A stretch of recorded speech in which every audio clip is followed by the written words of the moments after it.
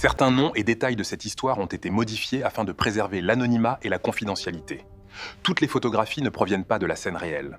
Cette histoire a commencé par un matin d'automne typique, lorsque 3 générations de femmes d'une même famille sont parties en vacances sans jamais revenir chez elles. Leur disparition est devenue l'un des plus grands mystères de la Californie. Les femmes ont disparu dans les forêts denses, ne laissant derrière elles qu'un bâton cassé et un sac à dos de randonnée vide. Pendant plus de 10 ans, la police a cherché les fantômes, jusqu'à ce qu'une nuit froide, une jeune fille apparaisse sur une route déserte dont les radiographies ont fait frémir les médecins expérimentés. Elle apportait avec elle une solution plus effrayante que n'importe quelle théorie criminelle. La forêt dense du parc national de Sequoia recèle de nombreux secrets, mais aucun n'effraie autant les gardes forestiers locaux que les événements de l'automne 2006. Imaginez, 3 générations de femmes d'une même famille partent en week-end dans la nature. Elles sont bien préparées, des témoins les voient, des caméras enregistrent la voiture. Et puis elles franchissent la ligne invisible qui sépare le chemin sécurisé de la nature sauvage pour ne plus jamais revenir. Pas un seul corps, seulement une piste brisée, un bâton cassé et le silence sinistre de la forêt. Voici comment un week-end parfait s'est transformé en l'affaire la plus mystérieuse de l'histoire de la police californienne. Tout a commencé le 14 octobre 2006. Lillian Cooper, 63 ans, sa fille Carol McDonald, 43 ans, et sa petite-fille Anna McDonald, 20 ans, quittent leur domicile pour passer du temps loin de la ville. Leur destination était le parc national de Sequoia. Selon les archives de la police du comté de Tulare, vers 9 h du matin, le SUV Ford bleu foncé de Carol s'est arrêté dans une station-service de la ville de Three Rivers. Les caméras de vidéosurveillance ont filmé le moment avec une précision digne d'un documentaire. Les images en noir et blanc montrent que les 2 femmes n'entrent pas dans le magasin. Carol est sortie de derrière le volant pour vérifier la pression des pneus. Lillian a étalé une carte en papier de la région sur le capot chaud, étudiant attentivement la route à suivre. Anna était assise sur le siège passager. Lors de l'interrogatoire, l'employé de la station-service a déclaré que les femmes semblaient calmes et qu'elles avaient échangé quelques mots avec lui sur le temps qu'il faisait. Ce matin-là, la température avoisinait les 65 degrés Fahrenheit. À 9 h 15, le 4x4 s'est engagé sur la route sinueuse menant au parc. Le point d'arrivée de leur itinéraire était un parking situé près du sentier de randonnée de Crescent Meadow. Le registre des visiteurs contenait une entrée écrite de la main de Carol à 10 h 40 du matin. Elles ont indiqué qu'elles prévoyaient une randonnée d'une journée et qu'elles seraient de retour à la voiture à 18 h ce jour-là. Selon le plan, les femmes devaient marcher environ 4 miles sur des sentiers balisés. Mais elles ne sont jamais retournées à leur 4x4. La Ford est restée sur le parking, seule et fermée à clé. Les randonneuses n'ayant pas donné signe de vie, ni dans la soirée du 14 octobre, ni dans la matinée du 15 octobre, Mark McDonald, le mari de Carol et le père d'Anna, a tiré la sonnette d'alarme. À 8 h du matin, le 15 octobre, il a appelé le numéro d'urgence 911. Le dispatcher de la police enregistre l'appel et 2 heures plus tard, des voitures de patrouille arrivent sur le parking. L'absence de tout signe de retour des touristes a contraint les autorités à lancer immédiatement une vaste opération de recherche. Le 16 octobre, plus de 70 gardes forestiers expérimentés, volontaires et unités de police ont ratissé le territoire du parc. 3 hélicoptères équipés de caméras thermiques ont été déployés pour scruter la forêt d'en haut. Les équipes ont passé au peigne fin chaque kilomètre carré autour de Crescent Meadow, mais les 4 premiers jours ont été infructueux. Il semble que les 3 hommes se soient tout simplement évaporés dans l'air de la montagne. Les températures chutent à 40 degrés Fahrenheit la nuit, réduisant leurs chances de survie. Le tournant s'est produit au 5e jour des recherches, le 19 octobre. Un groupe de maîtres chiens, accompagné de 4 chiens, s'est écarté de l'itinéraire. Les animaux ont découvert de manière inattendue une piste qui les a menés vers le nord-ouest. La piste traversait des broussailles denses et des pentes raides jusqu'à ce qu'elle se termine brusquement à Blackwood Quarry, une zone rocheuse abandonnée et dangereuse. C'est là, parmi les pierres pointues, que les gardes forestiers ont fait une découverte macabre. Le sac à dos de randonnée d'Anna gisait entre 2 gros rochers. Son tissu avait été grossièrement déchiré, les sangles avaient été arrachées et son contenu était éparpillé sur le sol. À 20 mètres de là, Les enquêteurs ont trouvé le bâton de trekking de Liliane. Le tube en aluminium était plié en deux. Sur le manche du bâton et sur les rochers voisins, les experts ont trouvé des traces microscopiques de sang, ainsi que de profondes éraflures sur le sol qui indiquent clairement une lutte physique acharnée. Le ratissage de la zone dans un rayon de 10 miles autour des falaises n'a donné aucune piste. Les chiens ont perdu la piste sur la pierre dure. Pas un seul vêtement, pas un seul corps en dehors de cette zone étroite. L'affaire est officiellement classée comme non résolue. 3 générations de femmes de la même famille ont disparu, laissant les enquêteurs face à un étrange silence. La question de savoir qui a pu emmener ces 3 personnes sans laisser de traces restait en suspens, se dissolvant dans les brumes épaisses du séquoia. Et personne n'aurait pu deviner alors que la réponse serait plus terrifiante que n'importe quelle théorie criminelle.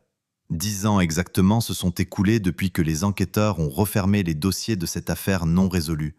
Le 17 novembre 2016, à 2h14 du matin, un chauffeur de poids lourd du nom de Thomas Harrison circulait sur l'autoroute 198 près de la ville de Visalia.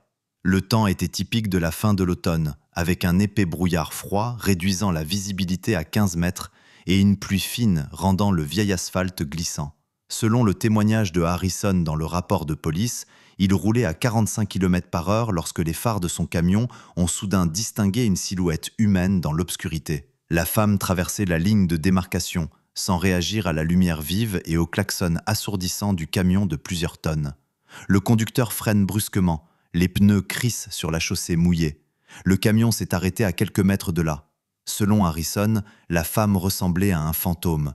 Elle était extrêmement émaciée, pieds nus, couverte d'une épaisse couche de boue séchée et de profondes cicatrices. Ses vêtements n'étaient plus que des haillons. Elle regardait le chauffeur d'un air absent, sans émettre le moindre son. À 2h17 du matin, Harrison a appelé le numéro d'urgence 911. L'enregistrement audio de l'appel montre la respiration saccadée du conducteur et ses paroles indiquant qu'il y avait un homme sur la route qui semblait presque mort. Le répartiteur a enregistré l'appel au kilomètre 245 de l'autoroute et, 8 minutes plus tard, la première équipe de patrouille et l'ambulance sont arrivés sur les lieux. La femme est en état de choc profond. Sa température corporelle était de 94 degrés Fahrenheit, ce qui indique une hypothermie critique. Son poids atteignait à peine 85 livres. La patiente a été transportée d'urgence à l'unité de soins intensifs du centre médical de Visalia. Les policiers qui accompagnaient l'ambulance ont entamé la procédure d'identification dès l'unité de soins intensifs. Ils ont pris ses empreintes digitales et les ont téléchargées dans la base de données. La réponse du système, qui est arrivée au terminal à 3h40 du matin, a engourdi l'inspecteur de service. Les empreintes digitales étaient bien celles d'Anna MacDonald. Cette femme, âgée de 30 ans, est la seule survivante d'une famille disparue sans laisser de traces 10 ans plus tôt. Un véritable bras de fer s'engage à l'hôpital. Le médecin traumatologue de garde décide d'ordonner un examen matériel complet.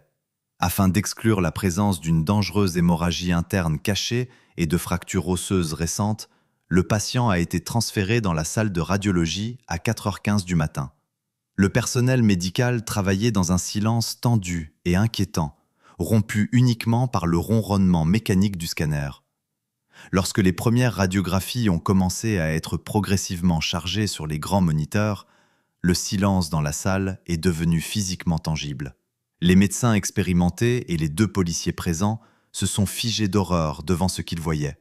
Les écrans affichaient une image qui ressemblait à l'anatomie de la torture. Il n'y avait pas que le nombre effroyable de blessures. Le radiologue en chef a dénombré plus de 30 fractures anciennes et mal soudées. Les côtes, la clavicule, les phalanges et les os des 2 avant-bras ont été brisés à différents moments. Les fractures en forme de vis et les fractures par compression sont la preuve évidente d'années d'abus physiques systématiques. La victime n'a reçu aucun soin médical professionnel. Les os se sont soudés d'eux-mêmes, déformant le corps et causant des douleurs constantes.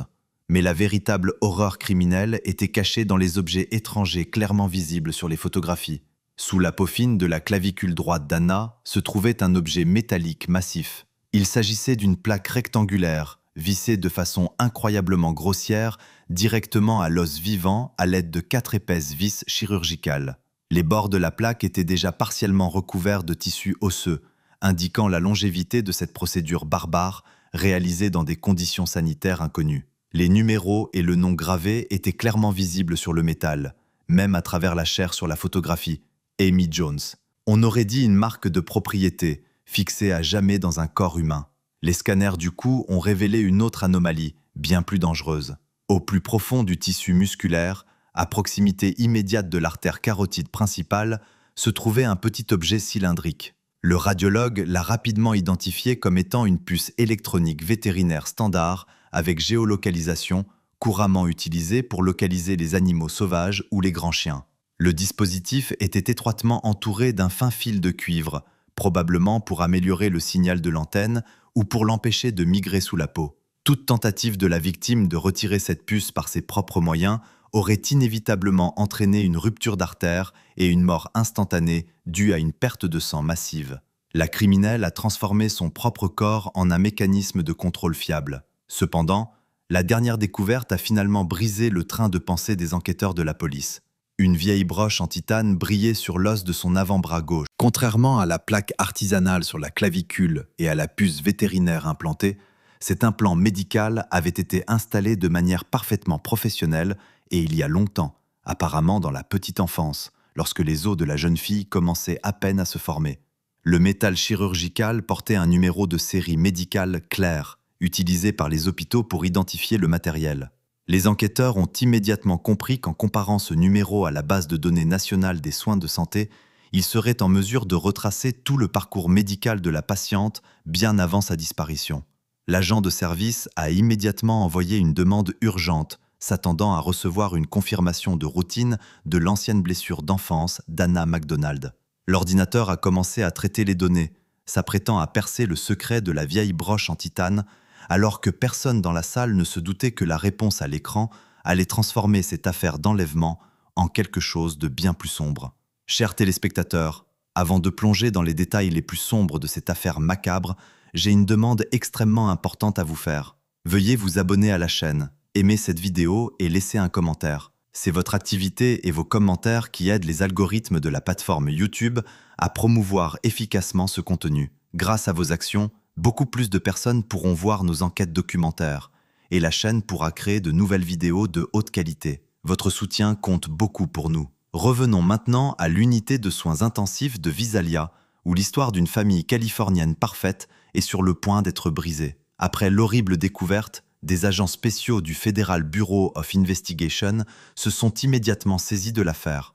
Le service de l'hôpital a été immédiatement transformé en établissement de haute sécurité. Sous la stricte surveillance des autorités fédérales, une équipe de chirurgiens expérimentés a réalisé une opération de bijouterie de plusieurs heures. Les médecins ont agi avec une extrême prudence. Ils ont retiré le dispositif de repérage artisanal du cou en touchant presque l'artère carotide et ont enlevé la plaque métallique mutilée de la clavicule du patient. Tous les éléments de preuve saisis ont été immédiatement placés dans des conteneurs stériles. Mais l'élément clé qui allait permettre de dénouer ce nœud criminel était un tout autre détail.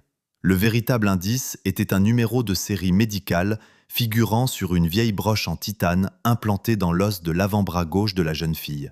Un agent spécial du service d'identification a introduit le long code numérique à 13 chiffres dans la base de données médicale nationale. Le système informatique a traité la demande pendant de longues minutes, analysant des téraoctets d'anciens dossiers. Lorsque le résultat est enfin apparu sur l'écran du moniteur, les enquêteurs du bureau n'en ont pas cru leurs yeux. La réponse du système électronique contredisait complètement tout ce que les forces de l'ordre savaient sur la seule victime survivante d'il y a 10 ans. Selon les archives officielles du ministère de la Santé, cette broche en titane n'a jamais été posée sur une personne nommée Anna MacDonald. Les dossiers médicaux font état d'un fait brutal et sans émotion. L'opération de pose de cet implant a été réalisée avec succès en 1987. La patiente était une petite fille âgée d'à peine 1 an. Son vrai nom, officiellement documenté, était Amy Jones. Son lieu de résidence n'était pas une maison confortable dans la chaude Californie, mais l'orphelinat St. Jude, situé loin au nord, dans l'Oregon. Les agents ont immédiatement consulté les vieilles archives papier des services sociaux. Page après page, ils découvrent la vérité choquante que la petite fille kidnappée n'a jamais connue de toute sa vie. Carol MacDonald n'est pas sa mère biologique. Des faits juridiques soigneusement cachés ont été révélés. Lorsque la petite Amy avait 2 ans, Carol a organisé une adoption totalement secrète. Elle a pris l'enfant dans un orphelinat de l'Oregon, a légalement changé son nom en Anna et a déménagé à des centaines de kilomètres au sud de la Californie pour effacer le passé à jamais. Lillian Cooper devient la principale complice de cette conspiration à grande échelle, entretenant pendant des années la légende impeccable de la consanguinité. Pendant des décennies, la famille parfaite s'est construite sur les bases d'un énorme mensonge. Photos dans les albums de famille, anniversaires, randonnées ensemble. Tout cela n'était qu'une habile illusion créée pour qu'Anna n'apprenne jamais l'existence de la jeune fille abandonnée nommée Amy. Cette information surprenante a complètement changé le vecteur de l'enquête. La plaque de métal gravée sur la radiographie ne semblait plus être un simple caprice de sadique ou un fantasme de fou. Il s'agissait d'une terrible marque sanglante. L'auteur ne s'est pas contenté de séquestrer et de torturer sa victime pendant toutes ces années. Il a méthodiquement détruit la fausse identité d'Anna. En fixant une plaque directement sur ses os avec des vis chirurgicales, il a cloué son vrai nom d'origine sur son corps. Quelqu'un connaissait très bien ce secret.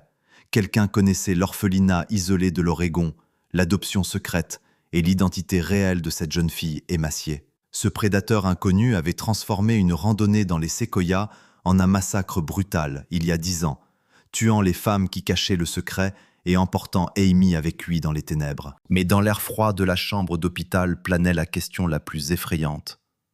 Qui était cet homme mystérieux qui se sentait autorisé à contrôler le destin d'une autre enfant au point de restaurer son identité d'une manière aussi sanglante et macabre? Lorsque la base de données médicales a révélé le véritable nom de la fillette, l'équipe d'enquêteurs du Federal Bureau of Investigation s'est immédiatement tournée vers les anciennes archives de l'État de l'Oregon. Les documents, conservés depuis des décennies dans des cartons poussiéreux et dans le plus grand secret, contenaient les détails macabres d'une affaire civile de privation des droits parentaux remontant à l'an 1986. Le personnage principal de ces documents était le père biologique d'Amy, un homme nommé Richard Jones. Le portrait psychologique dressé par les profileurs criminels sur la base de ces vieux dossiers judiciaires donnait l'image d'un prédateur absolument impitoyable. Dans les années 80, Jones était un membre actif de groupes radicaux anti-gouvernementaux qui se cachaient dans les forêts denses du nord-ouest du pays. Il rejetait catégoriquement les lois de la société, ne reconnaissant que ses propres croyances fanatiques. Les dossiers du tribunal regorgent de témoignages de travailleurs sociaux sur la cruauté systématique et inhumaine dont Richard faisait preuve à l'égard de sa femme, qui a ensuite disparu sans laisser de traces dans des circonstances peu claires, et de sa jeune fille. Le tribunal l'a déclaré extrêmement dangereux pour la société et l'a définitivement privé de ses droits parentaux, après quoi l'enfant d'1 an a été transféré à l'orphelinat Saint-Jude. L'enfant d'1 an a ensuite été transféré à l'orphelinat Saint-Jude. Mais le système judiciaire de l'État a fatalement sous-estimé l'obsession maniaque de cet homme. Pour Richard Jones, sa fille n'a jamais été un enfant ou une personne vivante. Selon une analyse détaillée des entrées de son journal intime, que les agents fédéraux retrouveront plus tard, il considérait Amy uniquement comme sa propre chose inséparable, une propriété que la machine d'État lui avait effrontément volée. Après avoir purgé plusieurs courtes peines de prison pour détention illégale d'armes à feu, il a consacré chaque minute de sa vie à un seul objectif, la recherche. Pendant près de 20 ans, il a sillonné le pays, passant inaperçu dans l'ombre. À une époque où les bases de données numériques commençaient à peine à prendre forme, il a utilisé des hommes de paille, des petits fonctionnaires corrompus et des détectives privés à la réputation douteuse qu'il a payés en espèces sonnantes et trébuchantes. Il a méthodiquement fouillé des centaines de documents d'archives à la recherche du moindre indice sur le sort de la fillette de l'orphelinat de l'Oregon.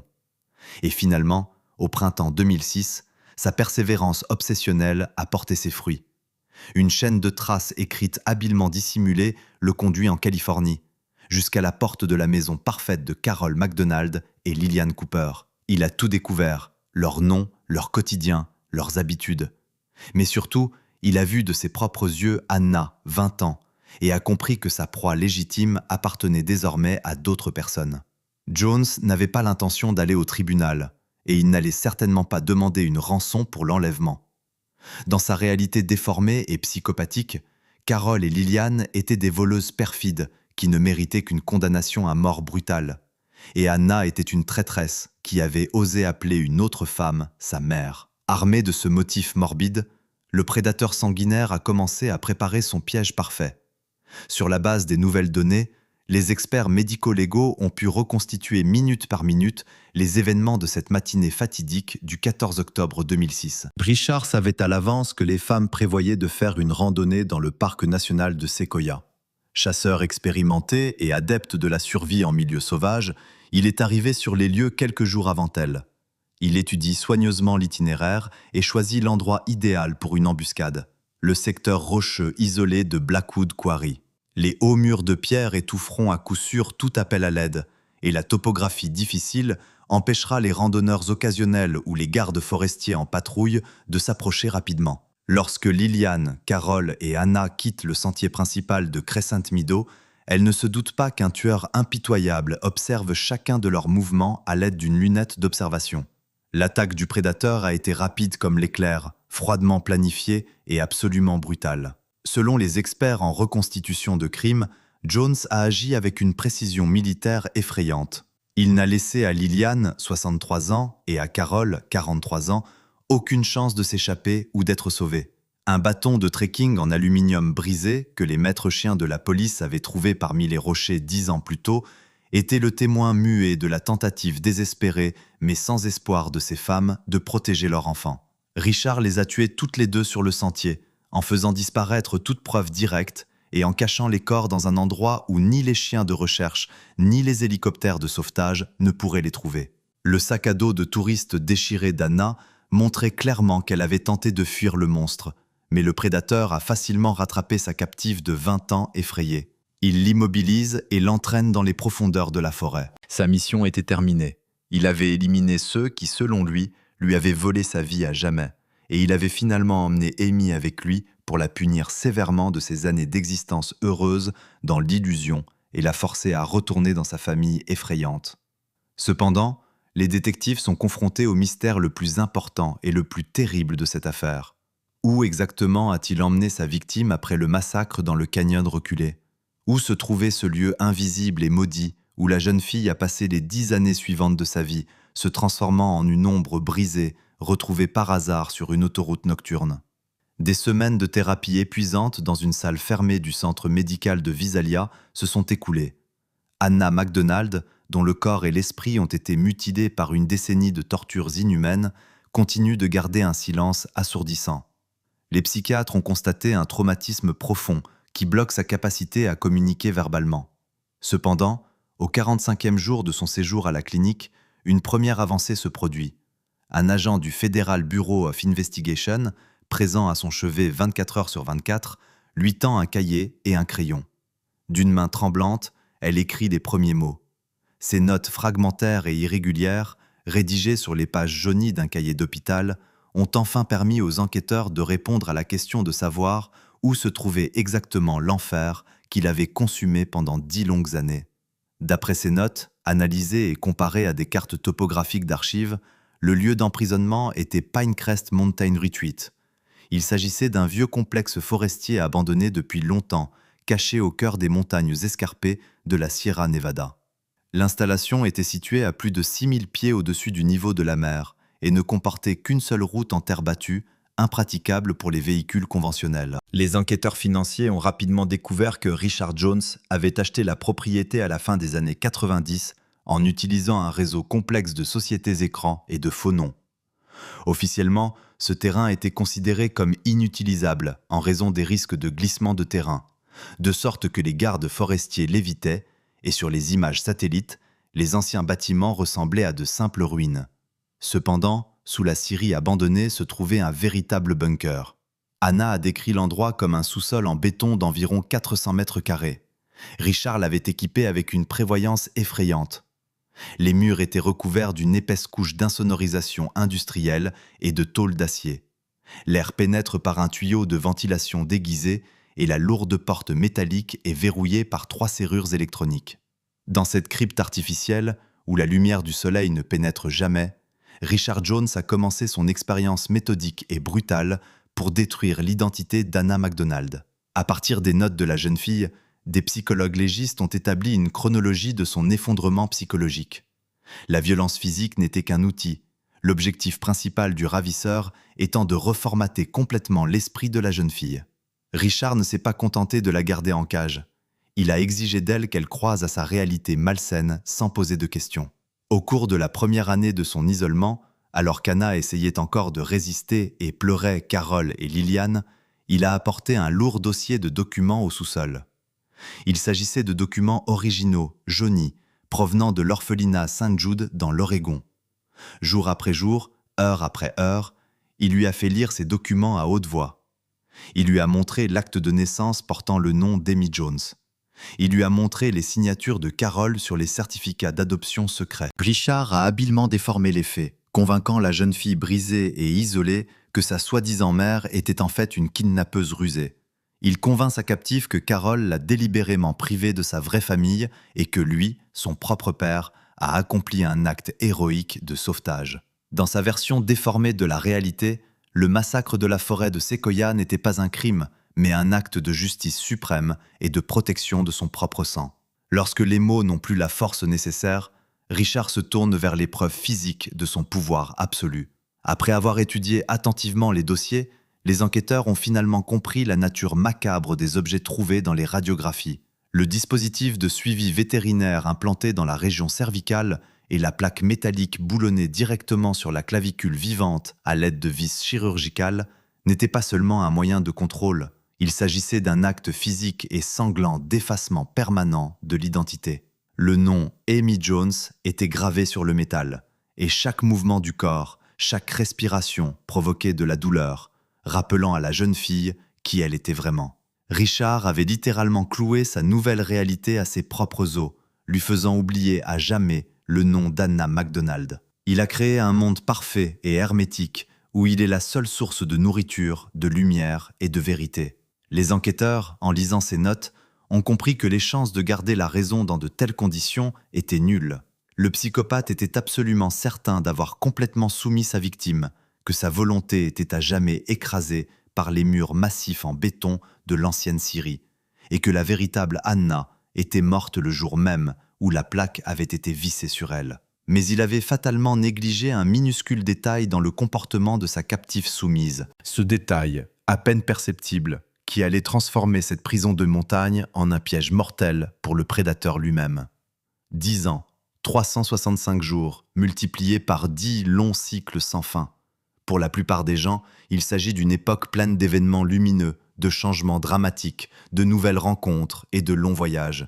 Pour la jeune fille enfermée dans les profondeurs des montagnes de la Sierra Nevada, cette période s'est transformée en un cauchemar continu et interminable, privée à jamais de la lumière du soleil et du moindre espoir. Les enquêteurs qui plus tard ont étudié pas à pas les notes d'Anna dans la chambre d'hôpital ont été horrifiés par la méthode et le sang-froid de son ravisseur.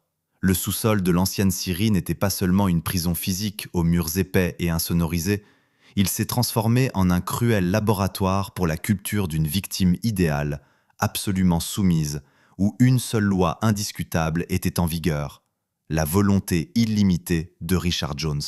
Dans cette crypte souterraine, il existait des règles strictes et paranoïaques dont la violation était toujours punie avec une cruauté inhumaine.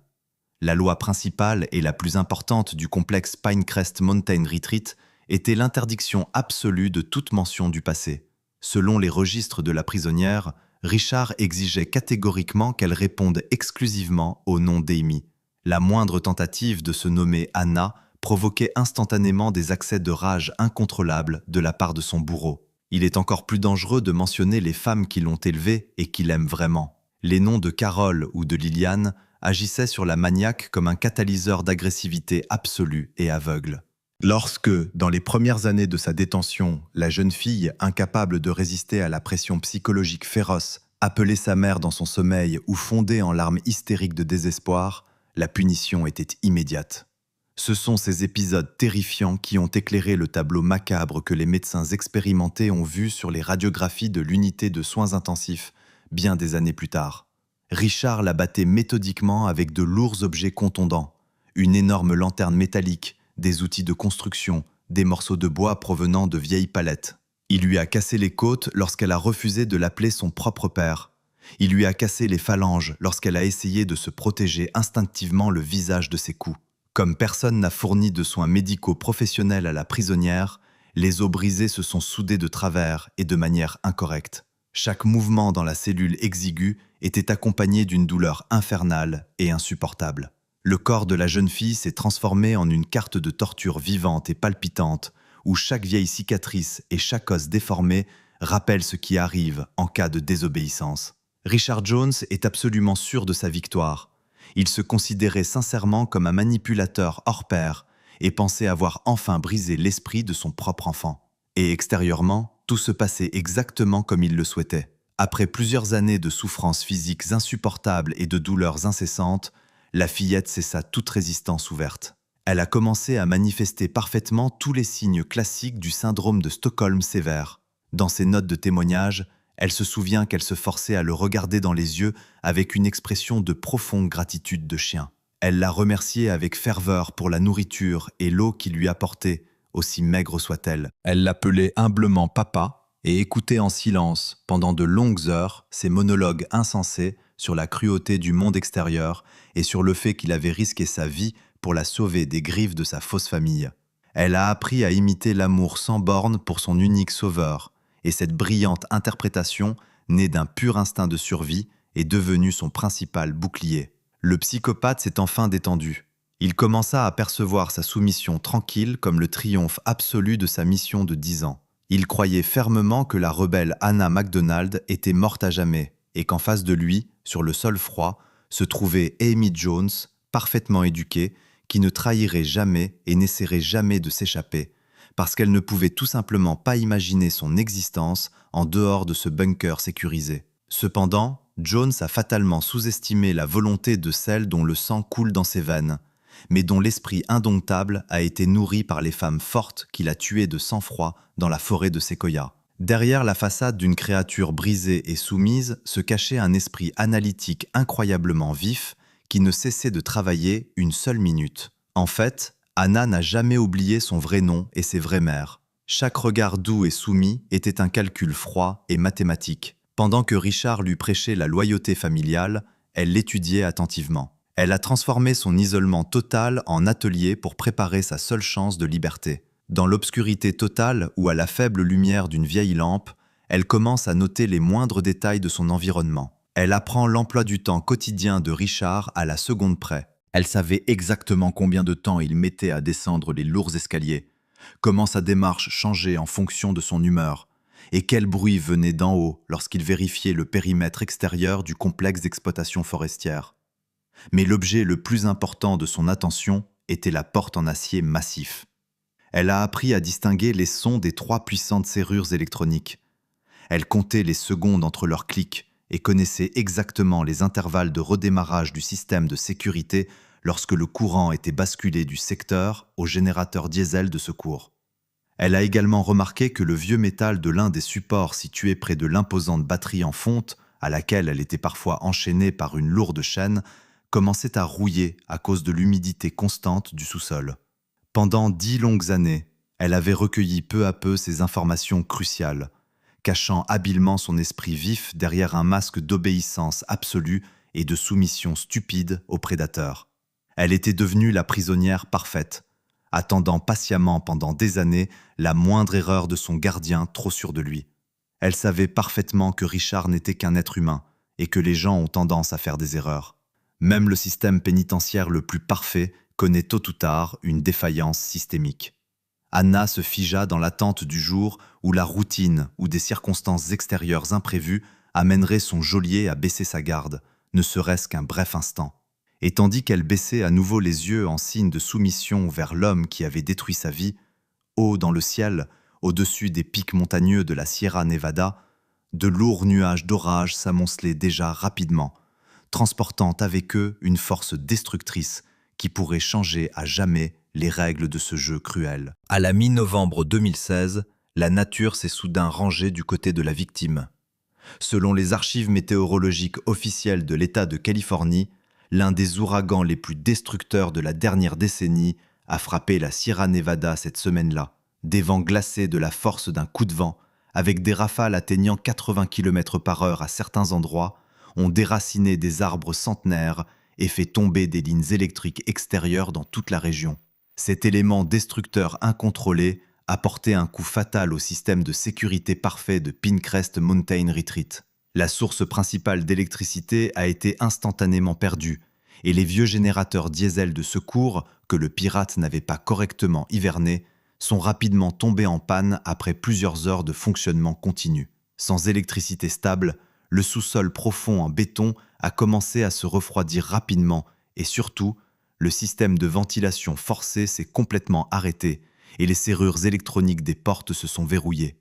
Selon les propres mots d'Anna, que les enquêteurs ont déchiffrés plus tard à partir de ses nombreuses notes, Richard était terriblement en colère et visiblement nerveux, perdant son contrôle habituel. Réalisant que sans générateur en état de marche, il suffoquerait dans le bunker hermétique ou mourrait de froid, il a pris une décision qui est devenue sa plus grande erreur. Le criminel a attaché la jeune fille à une énorme batterie en fonte à l'aide d'une épaisse chaîne en acier, a verrouillé les lourds boulons mécaniques et a conduit son SUV à travers la dangereuse tempête sur un chemin de terre délavé afin d'obtenir d'urgence les pièces de rechange nécessaires en ville. Dès que le vroubissement lointain du puissant moteur s'est estompé dans le vent hurlant, Anna a réalisé que c'était le moment auquel elle s'était préparée depuis des années. Elle se débarrasse instantanément de son masque habituel de prisonnière brisée et soumise. Dessous le vieux matelas sale, elle sortit son seul et précieux outil de salut, un petit morceau de tuyau métallique provenant du cadre du vieux lit. Pendant des mois, alors que Richard dormait ou surveillait l'étage, elle a inlassablement et patiemment aiguisé l'une des extrémités du tuyau contre le sol en béton dur, transformant le métal rouillé ordinaire en un parfait levier de fortune. Anna concentra toute son attention sur le même maillon de la chaîne d'acier qu'elle avait remarqué il y a longtemps en nettoyant. La rouille qui avait tranquillement rongé le métal au fil des ans en raison de l'humidité constante de la pièce souterraine avait fait son œuvre destructrice. Insérant l'extrémité pointue du tuyau dans le point le plus faible, elle commença à dévisser méthodiquement le lien, ignorant complètement la terrible douleur brûlante dans les os de sa main mal soudée. Après plus d'une heure de lutte épuisante et désespérée, le métal épais céda enfin. Le lien se brisa avec un bruit sourd. La jeune fille est libérée de ses chaînes de fer. Les systèmes de contrôle électronique ayant été complètement mis hors tension par la tempête, elle réussit à pousser doucement la porte massive du sous-sol et pour la première fois depuis 10 ans, fit un pas incertain vers le monde extérieur. L'air de la vraie liberté l'accueille avec un froid glacial et le grondement furieux de la tempête. La température descendait rapidement à 30 degrés Fahrenheit.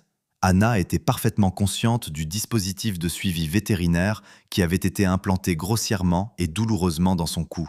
Mais son esprit analytique et aiguisé lui disait que dans un front de tempête aussi dense, parmi les hautes falaises et les forêts denses de la Sierra Nevada, aucun signal satellite ne pourrait pénétrer les barrières naturelles. Il lui restait une toute petite avance avant que le prédateur ne revienne, ne mette en marche les générateurs et ne voie de ses propres yeux la chaîne vide sur le sol froid.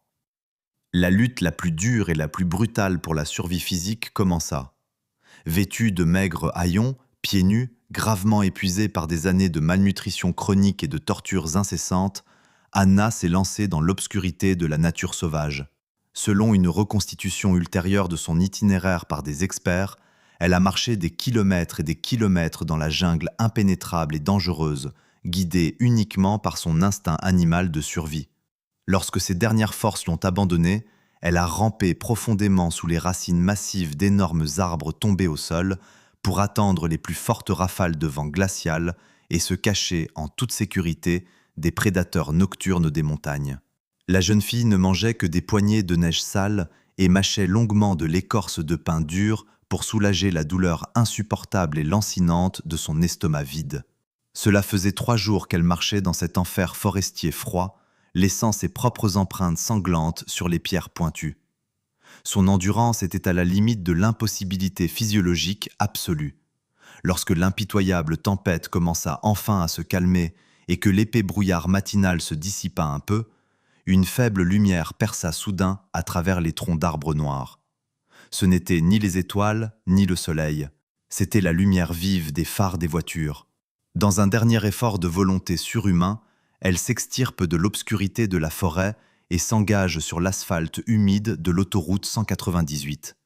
Son sauvetage ressemble à un véritable miracle, à la grande victoire d'un esprit indomptable sur le mal absolu. Mais au même moment, à des dizaines de kilomètres de là, une lumière vive provenant d'un générateur récemment réparé s'est soudainement allumée dans un sous-sol en béton, et un Richard Jones affolé a fixé son écran d'ordinateur de manière maniaque, regardant un petit point rouge clignoter lentement sur la carte numérique.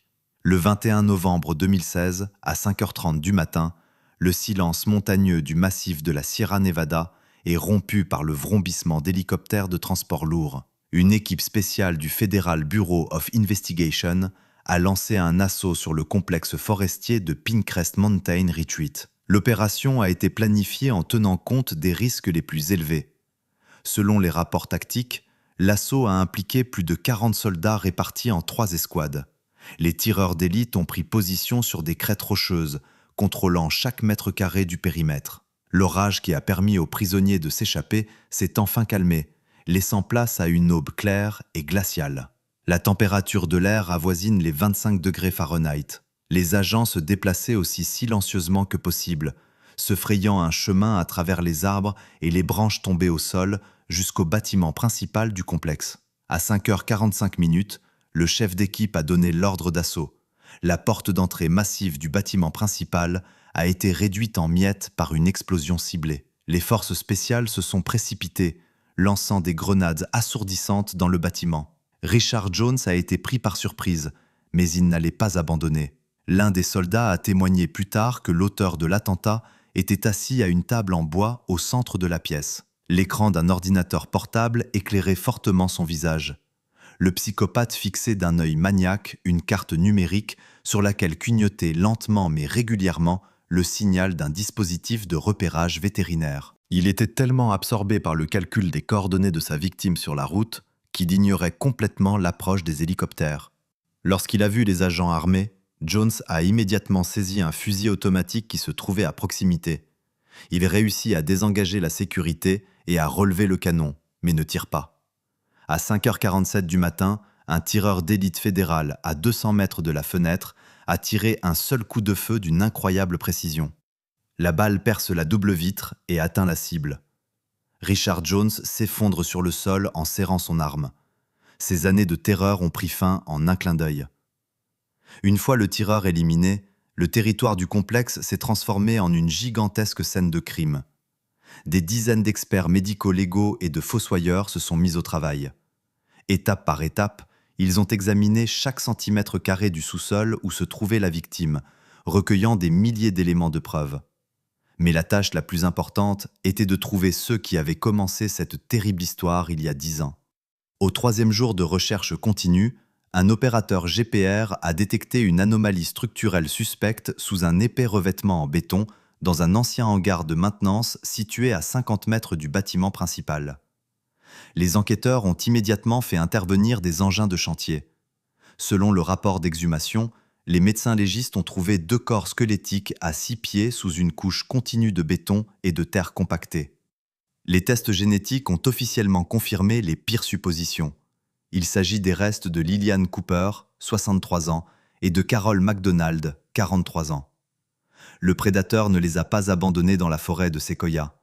Il a transporté les corps dans son bunker secret pour cacher à jamais les preuves des meurtres sous une couche de ciment gris. À la fin du mois de décembre 2016, la ville de Visalia est plongée dans une profonde tristesse. Une cérémonie d'adieu solennelle et très silencieuse a été organisée au cimetière de la ville. Lillian et Carol ont été enterrées avec tous les honneurs, en présence de centaines de personnes attentives aux souvenirs de la famille. Une jeune femme se tenait près des 2 tombes fraîches. Son visage était pâle et sa silhouette semblait incroyablement fragile dans son manteau de laine noire. Elle avait déjà subi 3 interventions chirurgicales complexes.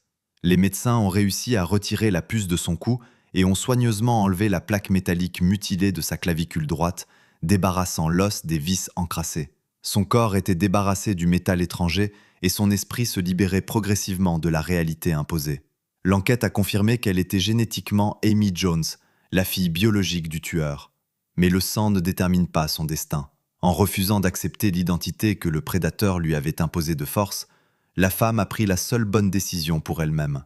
En 2017, elle dépose officiellement des documents auprès du tribunal, exigeant que le nom d'Anna MacDonald lui soit légalement attribué pour toujours.